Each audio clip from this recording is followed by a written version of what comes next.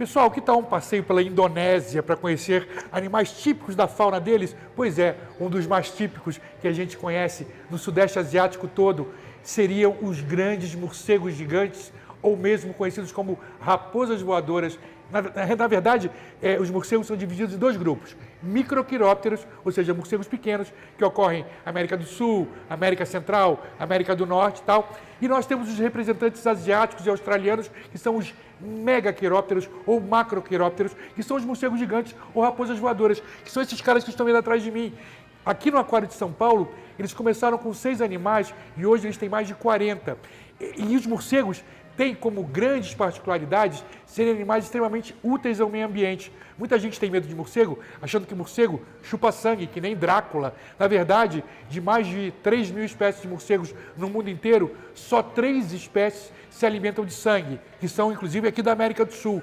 Mas esses gigantes aqui são da paz, cara. São totalmente veganos, só comem frutas. E você sabe o que é mais legal? Você sabia que o morcego é um grande plantador de florestas? Exatamente, cara. Porque olha que legal, ele para numa árvore cheia de frutas, ele come aquelas frutas todas, ingere grandes pedaços, inclusive ingere as sementes. As sementes, ao passar pelo trato digestivo dele, recebe aqueles vários ácidos da digestão, e são esses ácidos da digestão que vão quebrar a dormência da semente da fruta que ele ingeriu. Aí depois ele sai voando e a quilômetros daquela árvore onde ele se alimentou, ele vai defecar.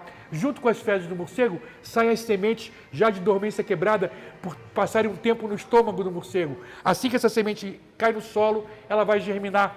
Então o morcego come aqui, voa alguns quilômetros, 2 quilômetros para outra árvore, e nesse caminho ele está defecando sementes e está ajudando a plantar florestas. Está vendo como a natureza é perfeita e como os morcegos são úteis?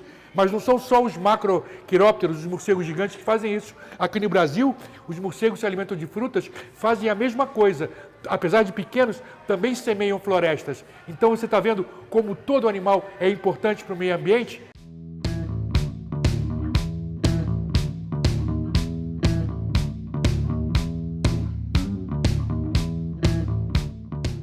Bom, pessoal, geralmente a gente vê pinguim, né? A gente pensa numa coisa gelada, fria, aquela região ártica, cheia de neve, né?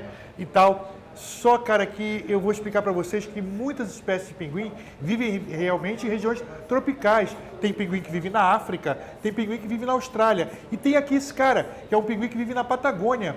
Vocês estão vendo a cenografia aqui toda, de rochas e tal? Exatamente porque é assim o ambiente dele. Eles vivem em costões rochosos, sob um sol super forte. A água da Patagônia é geladíssima, então é nessa água que eles mergulham, que eles pescam e tal. Mas eles fazem geralmente o ninho em buracos, nesses paredões de rocha.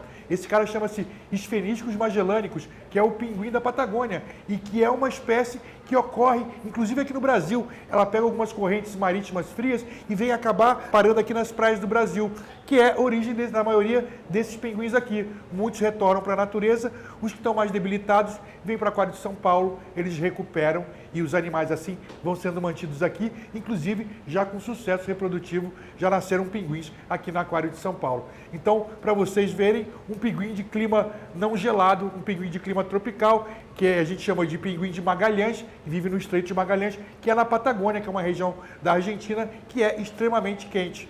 Então vocês já sabem que existem pinguins também em regiões tropicais e quentes, porque você assiste o Papo Animal.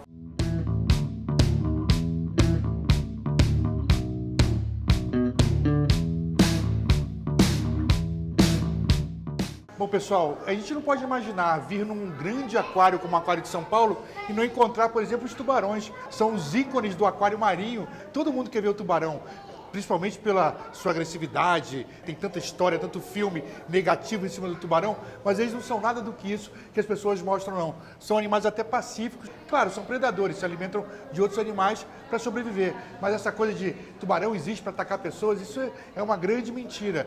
Basta ver que aqui, as espécies que nós temos aqui no Aquário de São Paulo são extremamente dóceis.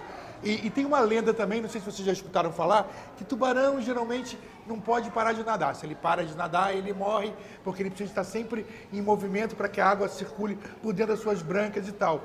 Isso é realidade para grande parte das espécies de tubarão.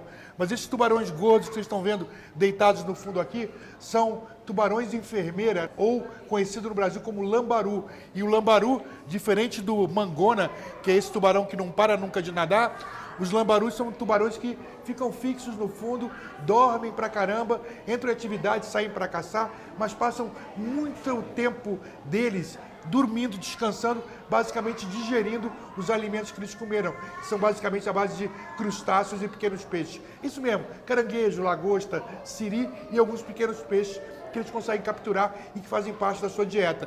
Então, o lambaru ou tubarão enfermeira é esse grandão que está no chão, tirando um super rom. E aí vocês têm o tubarão mangona, que é esse de vida livre, e tem um tubarãozinho menor aqui, que é o tubarão que tem a extremidade das nadadeiras brancas. A gente chama de galha branca dos recifes. É um tubarão que ocorre bastante em recife de coral, não cresce muito e tem todo esse estilão de tubarão mesmo. Vive em água livre, não para nunca para descansar no fundo, cara de tubarão. Então nós temos aqui o tubarão de galha branca de Recife, que é o menorzinho. Nós temos o mangona, que é esse marronzão com esses dentões com cara de mal, mas que na verdade é uma espécie pacífica. E o tubarão de fundo, que é o tubarão enfermeira, ou conhecido no Brasil como lambaru. Então nós temos vários tipos de tubarões de comportamentos diferentes que você encontra aqui no Aquário de São Paulo. E o que é mais legal, o tanque é enorme, vocês parece que a profundidade dele é pequena, mas é uma ilusão de ótica. Ele é muito fundo e os tubarões conseguem passar por cima aqui, passam como se fosse por uma lagoa aqui em cima e entram em contato com o recinto do outro lado. Então estão sempre trocando. Você vê uma variedade grande de tubarões, de raias também, que existem nesse tanque, 2 espécies de raias diferentes. E também nós temos vários tipos de peixe, como o tarpau, o bijupirá, que são peixes geralmente de pesca esportiva, que o pessoal gosta de pescar no mar. Então a gente tem esse biótopo todo do oceano representado aqui com 3 espécies de tubarão, às vezes 4 espécies, dependendo se o tubarão bambu vem para cá também. E nós temos vários tipos de peixe que complementam esse bioma muito legal, que é o aquário ou o tanque gigante dos tubarões aqui do Aquário de São Paulo. Gostaram? Tem muito mais.